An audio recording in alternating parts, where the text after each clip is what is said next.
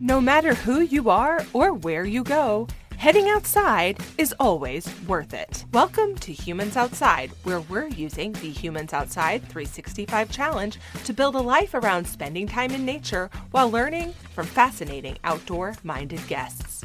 I'm Amy Bouchatz. I've let curiosity be my guide as a journalist for 18 years.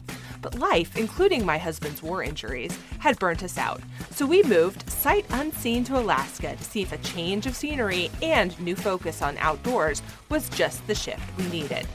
Since September 2017, I've spent at least 20 consecutive minutes outside every single day, no matter what, to explore how nature can change my life.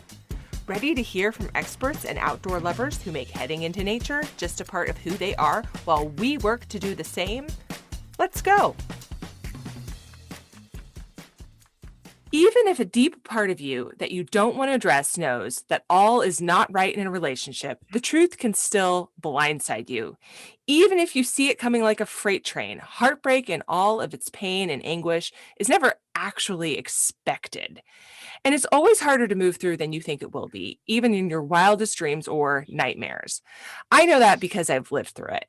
For me, it actually physically hurt. I wanted to know how to make the pain stop and when I would feel better again.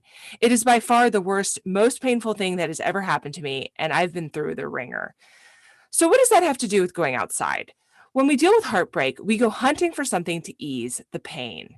If you're someone who likes to head into nature, or if you're searching for something, anything that can help, you might look to heading outside as a way to make it feel better. Today's guest, Florence Williams, has, like me and like so many of you, also experienced heartbreak. Because she's a science journalist who specializes in writing about nature and who loves going outside, she didn't just turn to nature to see if it could help her heal.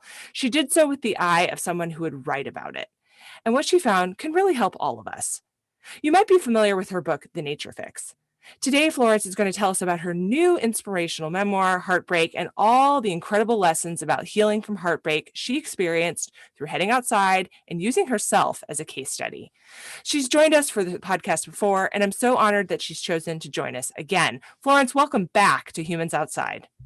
Thank you, Amy. What a lovely introduction. And it's always so nice to be on your show. Well, thank you so much. So when we last spoke, we talked about your other book, The Nature Fix. Well, one of your other books, The Nature Fix, and specifically about how heading into nature can improve daily life right where you are.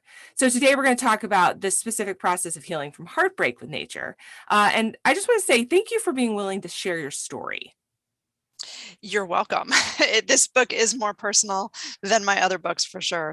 It does feel a little bit exposing. I'm out there. Yeah, you're out there. So we'll talk about that in a minute. And you've also got an audiobook that is, I haven't listened to the audiobook. I have read the book, but I love an immersive audiobook. And so I'm really excited. I'm going to listen to that too, because it sounds like it's designed more like a podcast.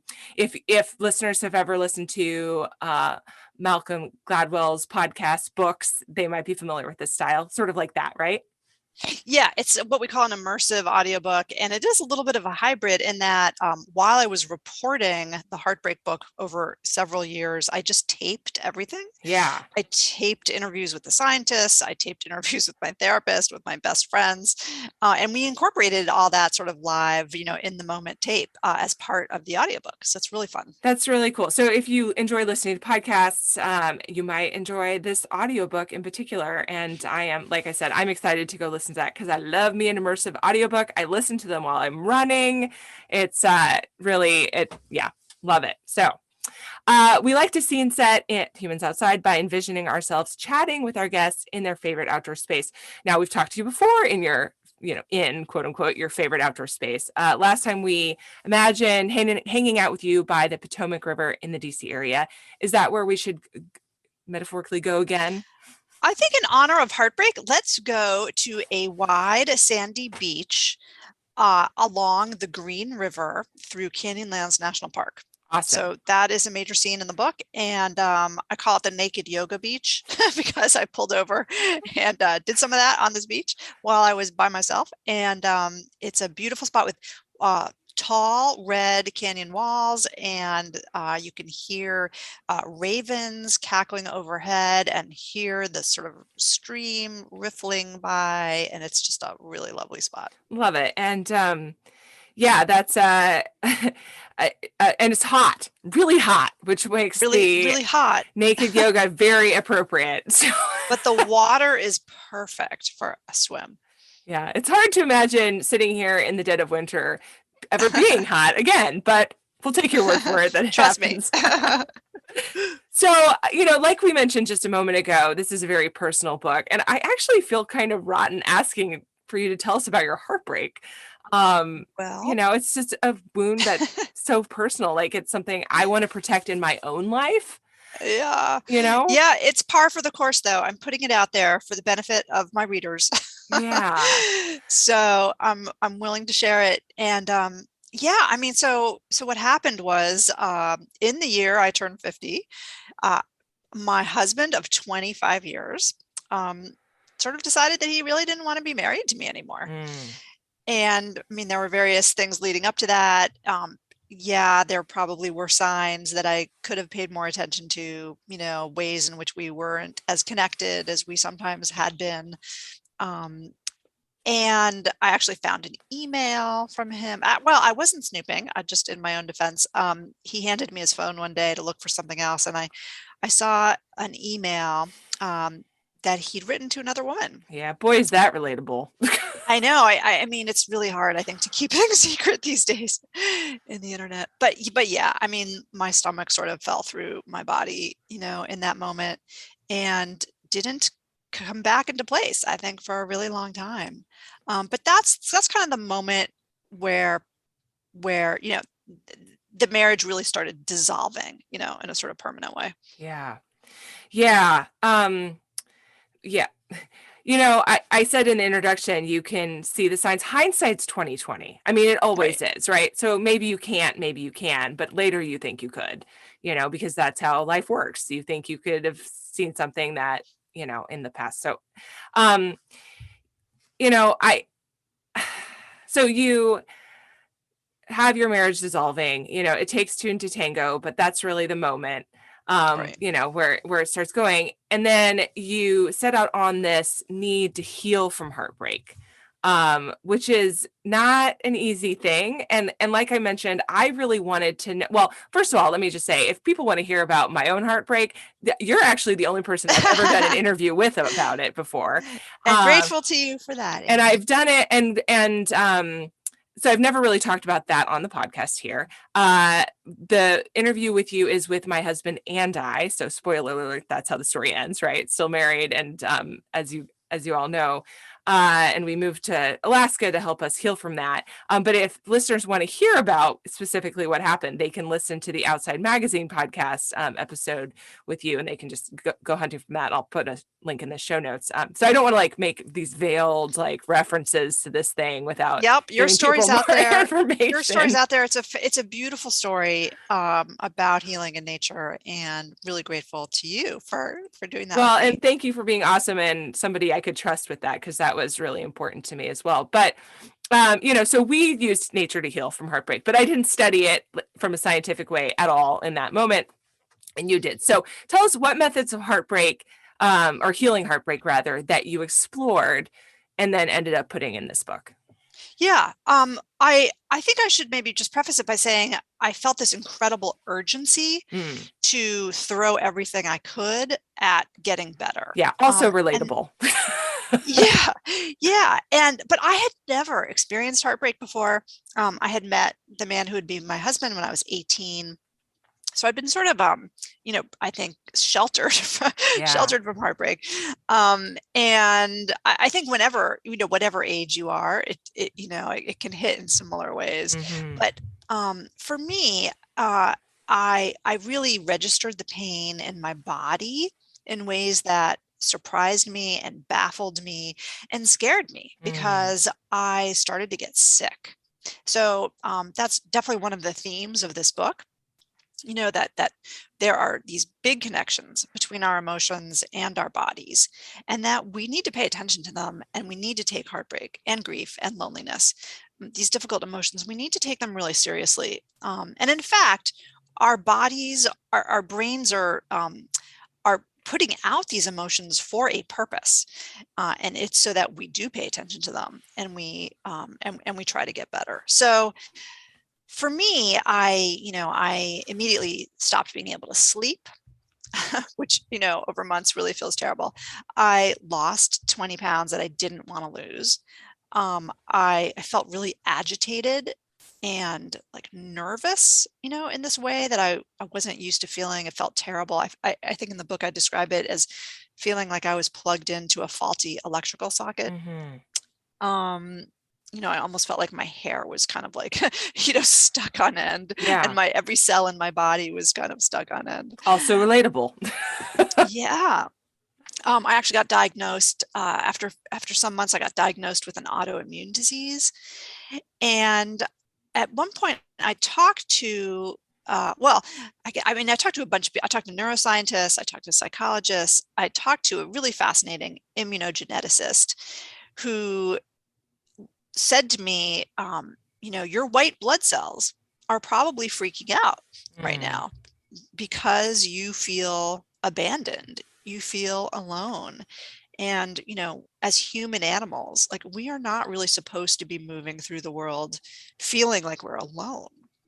It makes us feel unsafe, we find safety in groups. And when we lose a primary attachment partner like that, we feel very exposed. And our bodies respond in the same way that they would if we were alone in the jungle about to be attacked by a predator. So our bodies put out more inflammation, which we know is linked to all sorts of, chronic diseases, including the one I was diagnosed with, which is type 1 diabetes, usually diagnosed in children, but I got diagnosed after the split. And so you're right. So I was like, okay, I need to do everything I can to get better. And I did that in the ways I knew how, which was looking to nature. And also in a bunch of ways I didn't know how, but ways that had some science behind them, and different kinds of interventions and therapy modalities and stuff like that. But I think for this episode, you probably want to talk about mostly the nature piece. Yes. But, I think it's worth saying that, well, I'm not a doctor. Let's start there. So I would never say, going outside is the only cure for you. And that often with anything we're facing in life, it's a variety of solutions, right? That combined with seeing an actual doctor, combined with getting healthy, combined with spending more time in nature, and that all of those things are true, even though we are going to focus on the outside one today. Right. So, I had written this book, The Nature Fix, which is subtitled How Being in Nature Can Make You Happier, Healthier, and More Creative. So I felt like I had some tools and I wanted to go back to that book, as if my life depended on it. But in that book, I only talk about sort of immersions in nature from, nearby nature on your block, going outside for 15 minutes, to spending 3 days outside or in the wilderness. And for this book, I was like, I think I need more than 3 days. Like, this is such a big kind of emotional trauma, really, that I want to find out, how we can be helped if we spend more time outside, or whether we can either be helped by more time outside. And so I planned a really dramatic, sort of big expedition as part of this process for me. So I planned a 30-day river trip down the Green River, which starts in really southwestern Wyoming and then flows all the way through most of Utah until it meets with the Colorado River, south of Canyonlands National Park. And river floating, river running, floating, this water stuff like that is really something you have a strong background in, something that's really like a touchstone for you to when you were young and things like that, right? Like, this isn't just like out of left field. I think I'll try a river. Right. Yeah, that's right. So I grew up canoeing wilderness rivers with my dad. Right. And then my ex-husband was also a big river runner, and it was something we did with our kids all the time, something we did together. And I felt like it was really important for me to sort of reclaim this experience as my own. This is something that's part of my core identity, not just sort of my marital identity. And of Right. course, when you're going through a divorce like this, it's all about accessing your core identity, rebuilding your identity, because you feel like it's been really torn apart, for many reasons. And so turning to the wilderness and turning to river running specifically, for me, was kind of a way to try to hit a lot of those markers. But another big piece of my river trip was that I did half of it with friends and family, and then I did half of it solo. And I think, the successes in there were sort of a mixed bag with the solo piece, and we can talk about that. But I felt like the metaphor of paddling my own boat was really, really important to sort of my sort of recovery self-concept. I'd been with my husband since I was 18. So I needed to learn how to be alone. I needed to learn how to be self-reliant and take care of myself. I wanted to be able to tell myself a new story in which I could be, the agent of the future. I literally needed to pilot my own boat now. And so the metaphors of the river trip were really kind of irresistible to me. Yeah. Yeah. Because you and I are storytellers and we have a flair. We cannot resist this idea of leaning into a metaphor or, what might make a good story, which of course is why you recorded all of this as you went. Well, and I think really all of us are storytellers. It's our egos are constructed that way, to put ourselves front and center. And we tell ourselves stories all the time. And about how we make sense of our lives and how we make sense of chaos and how we make sense of pain.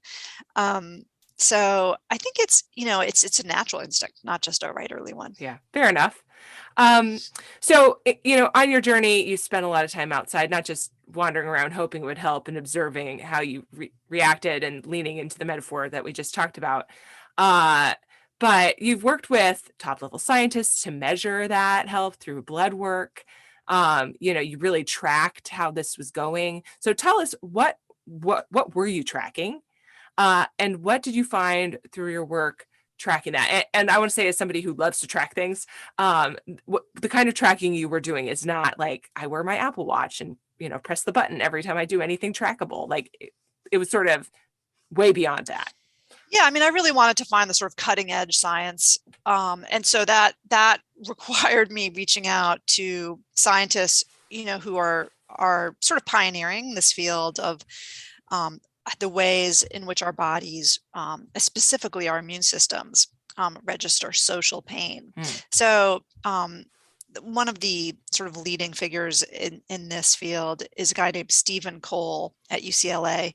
He's a neurogeneticist. And he started out by looking at the blood cells, white blood cells, of men with HIV. And this was back in the 90s. Some of them were in the closet. Some of them were out of the closet. Some of them had social support. Some of them did not. And what he found is that the men without social support, who felt like they were really alone in facing, this terrible illness, were the ones who progressed to full-blown disease faster. They made fewer T cells. Their immune systems responded in exactly the wrong way, actually. And then he started looking at healthy people who nevertheless considered themselves lonely. And there's a large database of people in Chicago. Researchers have been looking at for decades, actually, and following for decades. And by looking at their blood, he was able to determine that there's actually a suite of cells, a suite of genes, transcription factors that turn our genes off and on in our immune systems in ways that make us more likely to produce a lot of inflammation and less likely to fight viruses. So that's the wrong response for HIV. It's the wrong response for a pandemic. And it's the wrong response for chronic illnesses like diabetes, like cardiac disease, like dementia and Alzheimer's, Mm. a lot of the chronic diseases in modern life are actually really driven by inflammation. And the reason we're so inflamed is because our bodies release a lot of stress hormones, and they keep releasing them if we still feel like we are in a threat state. So our bodies don't really make the distinction between, oh yeah, you're getting divorced, and oh yeah, you're literally lying in the middle of the jungle Yeah. and hyenas are circling you, Yeah. well, maybe that's the wrong metaphor, but you're lying in the middle of the veldt or the savannah. There you go. You're lying in the middle of the savannah and the hyenas are circling you, or you're about to get injured because you're alone. And so putting out inflammation in your blood is like maybe a good response, if you're in the Mhm. jungle about to be attacked, but it's not a good response in modern life, Right. especially if it, continues for years. Hmm. This is why people who okay, people, I mean me, are, I'm always so surprised when I do some sort of big long-term physical challenge that my body doesn't react the way I think it should. I think my Mm, body should say, "Whoa, you are so awesome." right. But my body says something terrible is happening here, and we have to save all of the stores you have eaten for the last 4 months just in case you're about to die. So, Right. Right. and that's, I mean, that I'm still trying to recover from this 100-mile thing I did this summer Wow. because of that. Like I really messed up my inflammation response by Mhm, training so mhm. hard.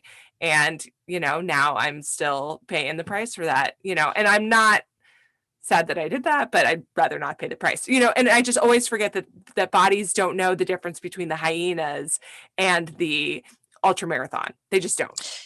Yeah, that's interesting. And we know that people who do sort of exercise heavily do for a short time pulse out more inflammation. That's true. And it may not be a bad thing. I mean, it's probably good for our bodies to practice, pulsing out, inflammation. Yes, there's stress here, but then recovering from it. Right. Right. So as long as you're sort of recovering, then the stress actually can be really adaptive and helpful, and your body's working really well. But if you do something super extreme, like a 100-mile race, it may not be such a quick return to baseline. Hey humans, did you know you can officially join the Humans Outside 365 challenge and score some really cool and exclusive challenge swag, including a finisher medal and a decal on humansoutside.com/challenge?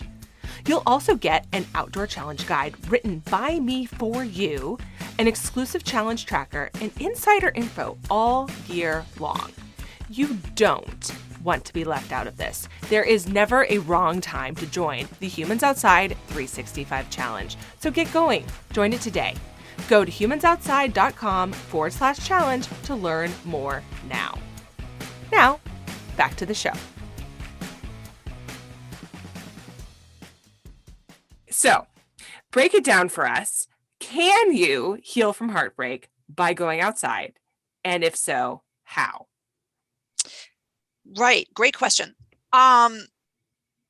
So I think I kind of feel like I have a 3-part heartbreak cure. And I'll just say what the 3 parts are, and then we can sort of go into Cool. it. But I think that nature actually does potentially help with all 3 pieces. Can, but it also isn't really the whole magic bullet. So the first piece is you have to calm down, or else healing is just not going to happen. Right. Goes So back if to our you're inflammation thing we were just talking about. well, and if you're in a fight or flight state, you're just not going to be able to benefit, from Sure. the healing that needs to happen. So that first piece is calm. The second piece is connection, and the third piece is sort of purpose or meaning. And I think particularly for those first 2 pieces, nature can be really, really critical. And I mean, I was prone to like that, kind of solution, but it was really hammered home for me when I visited a psychologist at the University of Utah named Paula Williams. And Paula Williams said to me, yeah, we know that the health outcomes for people who get divorced are really bad. You have a 23% increased risk of early death, first Great. of all. you are at greater risk of heart disease, greater risk of, again, feeling lonely, which is linked to all these other things, greater risk for depression. It goes on. And it's grim. In fact, we think divorced people have worse health outcomes than widows and widowers. And they also have worse health outcomes than people who never married, who are just single and, happy to be single. Well, that's fantastic. So, but she said to me, but these are based on large population studies. These are just trends in the general population. She said, we know that some individuals are able to really be resilient in the face of heartbreak, and they can get over it really well, and their bodies can return to normal. And I was like, please tell me, who are those people and what are their traits and how do I become one? Right. And what she said was super interesting. It really surprised me. She said, when we look at the science of who does well, one of the traits that really stands out is this personality trait of openness. People who are curious, people who are able to find beauty and sort of thrive in beauty, people who are prone to feeling awe, the emotion of awe. And she's really drilled down on different qualities in her lab. And it's really this ability to feel awe and beauty that's kind of like the main thing that helps people recover. And that just knocked my socks off. And I was like, wow, okay, I like nature. I can find awe and beauty there. For someone else, it might be, hearing music or, going to a cathedral, whatever makes you feel this kind of sense of awe. And interestingly, when you feel that kind of beauty, it does calm you down in some interesting, unexpected ways, but it also makes you feel connected. So that's that second piece, the connection, makes you feel connected to the world around you.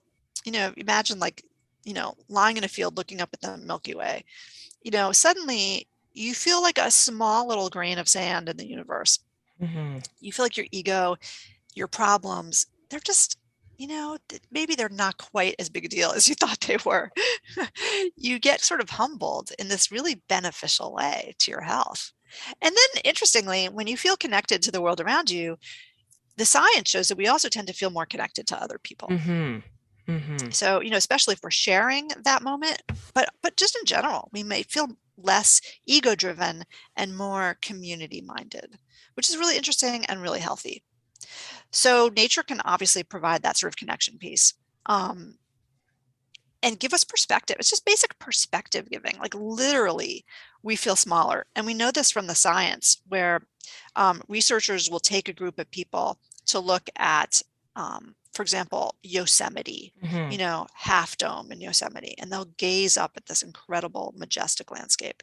And then the researchers ask them to draw a picture of themselves in the landscape. And then they do the same thing while people are just looking at an urban setting like Fisherman's Wharf in San Francisco, which is just a name, kind of a pleasant streetscape. And then they ask them to draw themselves. And the people who are looking at Yosemite literally draw their figures as 30% smaller than the people who are looking at Fisherman's Wharf. So, this perspective taking, it's like literal, like you literally feel less significant. And it's not a self-esteem kind of problem, I'm nothing. Right. It's actually that everything else feels really significant and beautiful and wonderful. It's context. It's context, but it's just really healthy. It's like, yeah, I'm not that much more significant or important than everything else in the world. Like we're all sort of in it together. Yeah. So it's easy to see how you could find that context standing under Half Dome or looking at the Grand Canyon. Is it possible to find that context while being in your backyard? Yeah, absolutely. So awe doesn't have to be Yosemite. It doesn't have to be the Grand Canyon. We can find moments of awe, and this is something I have really worked on. In cities, we can find them in our backyards. You can always look up and see the sky and really pay attention to it. You can see the moon. You can see the colors changing on the leaves. You can see, animals and birds wherever you are. Or it can be like from a house plant, even if you really attend to it. and watch it change and bloom. It can be from playing with your children. How many times do we feel sort of awed by our children and sort of that they come out with these surprising, sort of brilliant things to say or do or be? We feel awe all the time, I think, in the context of our social lives too. But what's important is to not let those moments just pass us by, right? Or not to be looking at our, social media instead of actually attending, to the blooms on our amaryllis or whatever. Right. And so it's a cultivated practice, sort of like meditation, learning to sit with these moments of awe and learning to look for them. And there are studies showing that when people do this, it actually is really, really good for their well-being. So it's a practice of being intentional and taking the time to step back from the other things occupying your brain space. Social media is the one we like to rag on, but it could be work. It could be anything. It could be my grocery list. In fact, it often is, right? Exactly. My tasks or whatever. And then just being, not to sound too frou-frou, but in that moment and noticing what's around you. I think back to one of the, I think it was the first year I was doing my outside time, my 20 minutes a day. And I was walking through the woods outside behind my house in the wintertime. And I got my watch ticked, like I had a text message, pick up my phone, start to respond to this text message, and look up just in time to see I'm about to walk. I mean, I was maybe 20 feet from a mama moose and her kid.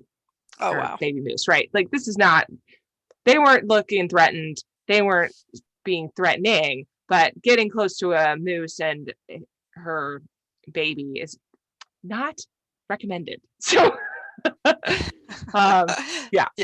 So that is a surprising moment. It's a surprising moment. And sure. It reminds, okay, so let's say I hadn't been looking at my phone while I was walking through the woods, which I now try not to do because of this experience. But I would have not only not put myself in a precarious position with this moose, I would have seen her in soon enough to stop and just watch. Like, I could have stood there and experienced looking at this, amazing, humongous animal and her baby and them eating, and just really enjoyed that without disturbing them and without putting myself into this heightened, talk about panic, right? Now my outside time has turned into an adrenaline rush because we almost had a moose encounter.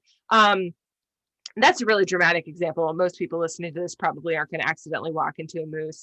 No. But there are lots of situations where you're outside and you're not noticing the things that you could be because you are distracted by whatever else is going on.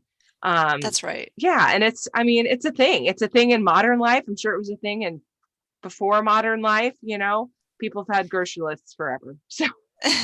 But they definitely, I think, in pre-modern life had more opportunities for awe. Exactly. For sure. I mean, there were a lot of stresses in daily life, but there were also these sort of built-in stress recovery experiences, because at the end of the day, you would, sit around the fire and look at the fire and sing and tell stories and, look at the Milky Way and watch the sunset every single night. When you're living in the cycles of nature, a lot of it is sort of built in. And for us now, we have to make a huge effort. As you say, it's kind of an intentional mindfulness practice. But I do have a kind of little tip for how to access that. Please share it. I was actually part of a study that looked at, I think it was called the North Bay Awe Study, that asked us participants to practice something they called the acronym of awe. So AWE. And the A is, go for a walk or, sit with your houseplant or whatever, and just pay attention. So the A is attention. And then the W is wait. So, really be present with that beautiful thing that you are tasting or touching or experiencing or looking at. And then the E is for exhale. So just, sit with that beautiful thing for 2 or 3 breaths. That's it. Do that a couple times a day. And the researchers for this study did find, in fact, that it was like, significantly linked to improvements in well-being, which is hard to believe that, like, just 3 breaths of looking at something pretty can make you feel better about yourself, better about your work, better about your family. It was incredible. Yeah, it's funny because I did a interview for the podcast. People could have listened to it in, I think, in December with an expert, Dr. Michael Turman, who studies light therapy for dealing with Oh, seasonal affective disorder. yeah. And he was like, he basically said, this is so simple. It's crazy that people don't do this. You purchase a box light of a certain strength and a certain position. For example, having one slightly above your head versus straight in front of your face, because slightly above your head mimics natural sunrise and straight in front of your face is just staring at the light. And you use this for 15 minutes in the morning at the time that your body would naturally be waking up, and it has like marked, measurable improvements for feelings of depression, whether that's actual sad in the wintertime or just feeling sad. uh, and it's crazy that people don't do this. And I'm sitting Yeah. here like, I should do that. I still haven't done it. Well, but you might do it sort of like I do it, although you live in a dark place right now, but I go for walks early in the morning. Right. Almost every morning. So I am doing a version of light therapy, but I'm just doing it outside. And not only does it, I think, it help with mood, but there are studies showing that, when your circadian rhythm is kind of where it's supposed to be, it has cascading effects on all kinds of biological processes in your body. Yeah. So hormone release, all that stuff. Absolutely. So it's just one of those things that's like so simple that you're like, that's crazy. That can't possibly help. I'll take a million vitamins. Like we have this propensity, I think, to make Just things more give me a pill. complicated. Right. Well, give me a pill, but also just to make things more complicated than they have to be. Just going for a 15-minute walk in the morning is hugely helpful. And that was definitely part of my heartbreak recovery too. It wasn't just the wilderness. It was like, I actually live in the heart of a city in Washington, D.C. So I have to figure out, how to do it on an almost daily basis where I am. Right. So we've talked about awe. We just talked about your daily morning walk. Anyone who has ever experienced heartbreak, like we've been talking about today, knows that desperation to make it feel better. I think that's you and I talked about how we really just wanted to fix it as soon as possible. I think I have to believe that that's a common feeling. So yeah, and it's just, unfortunately, it's just not that easy. It's not that easy. Right. In fact, I remember right after my, sort of, you have, like you mentioned earlier, this one event that triggers this cascade of heartbreak. And I remember being on the phone with somebody who'd also had a similar experience, and specifically asking her, okay, so on which date will this stop hurting as much? Like, can I mark my calendar for when this is going to stop being so incredibly painful? And I was so determined that it would just be like 1 year. That's it. I'm just going to give it 1 year and then I'm going to be done. Yeah, exactly. Like, surely there's like a common experience 12 how months. long this lasts, not only is there not a common experience to how long this lasts, but you don't necessarily realize the day that happens.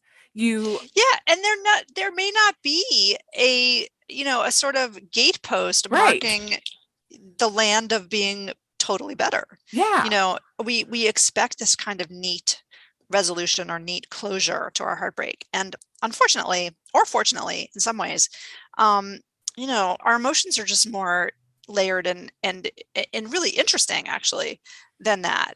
And living with some scars, living with some memories, living with, some moments of regret, these things are going to keep popping up. That's not necessarily a terrible thing. It reminds us that we're human. It reminds us that we have, in some ways, frailties that can be turned to strengths if we learn how to kind of open our hearts instead of just numbing out. Yeah. And, as we've been talking about today, that acronym of awe that you just mentioned a little earlier, and using nature to make yourself feel better from the heartbreak can also be tools that you have now in your pocket, something you've learned to deal with a wide variety of challenges from life. Exactly. Life is full of that. And isn't it nice to have to know the tools to take care of it? Exactly. Exactly. But having said that, at the time I was like, I really want this river trip to heal me. Right. Right. I'm gonna end this river trip and I'm gonna be all better. It was a year after the split. And honestly, it didn't quite work out that way. Mm-hmm. Okay, so it didn't work out that way, but what happens next? So what's the end of that story? Well, so, my intentions for the river trip were to access bravery because I was so afraid of my future.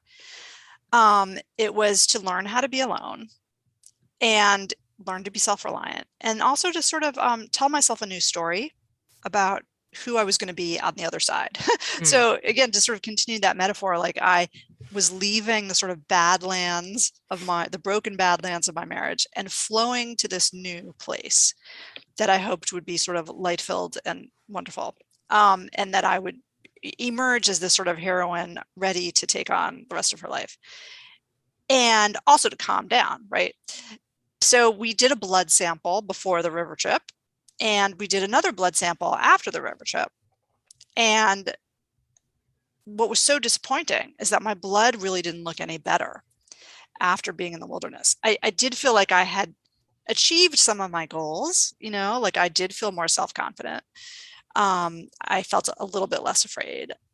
I felt like I had a lot of time to reflect, and that was somewhat helpful, although I could also go down these kind of negative rabbit holes of emotion, and there was no one to kind of, pull me out of it, because my best girlfriends weren't there to say, Florence, you're being an idiot, and then the other piece, is that I was alone. So that is good for a lot of things. It's good for self-confidence maybe, but it's not so good for calming down your nervous system, because we're not really supposed to be alone in the wilderness, right? It's like, we don't feel totally safe when we're alone. We have to always be a little bit on edge. We have to be hyper aware of our surroundings. When you're in the wilderness without a road, without another person, without a phone, you can't screw up. I couldn't cut myself or light the beach on fire by mistake, or, tie my boat in badly and have it flow down the river without me. So I had to just be on alert all the time. And that's important, and you'll survive that way, but it's not really going to make you feel calm, right, relaxed. It's going to make you feel like, oh my, okay, I'm out here alone. I'm going to survive. I'm going to get through this. And so that was reflected in my immune system, which was still pumping out a fair amount of norepinephrine, and affecting my immune system. So when I talked to, the neurogeneticist after this, he was like, well, really, there are other things that you could be doing to calm down. Like, don't be alone. Don't be alone outside. Be outside with your friends if you're feeling, afraid. And then he said, also, we know what's really, really helpful for improving people's immune systems is this third piece of the heartbreak solution, which is the purpose and the meaning. Like, go do stuff that makes you feel like you're helpful to other people. Do stuff where you feel connected. Tell yourself a story where you're learning something from this that you can take into the future to help other people. So he said, when we do that with these populations that we study, it's the people who don't necessarily report that they are happy and mirthful and cheerful, or that they're even particularly social. It's the people who have meaning and purpose in their lives. Those are the ones who have the best immune systems. So I thought that was really fascinating and kind of unexpected. Yeah, that is really interesting. Well, we have come to the end of our time with you, which is sad because I think we could talk about this with you all day. It's such a broad and important topic. I just want to say, first of all, thank you for your transparency and for writing about this, because even though that's kind of who you are as a person, it's who I am as a person, that's an act of bravery, being willing to put yourself out there and for the good of the order, as it were. Yes. So thank you for having Amy. that bravery. Thank you for saying that, and thank you for having me on, and for sharing my story with your listeners. I'm really privileged and pleased to do it. Thanks so much for listening to this week's episode of Humans Outside. If you've enjoyed this episode, give us a little love and leave a rating and review to make it easier for others to find the podcast too. What you say matters. It really truly does make a difference. And until next time, we'll see you out there.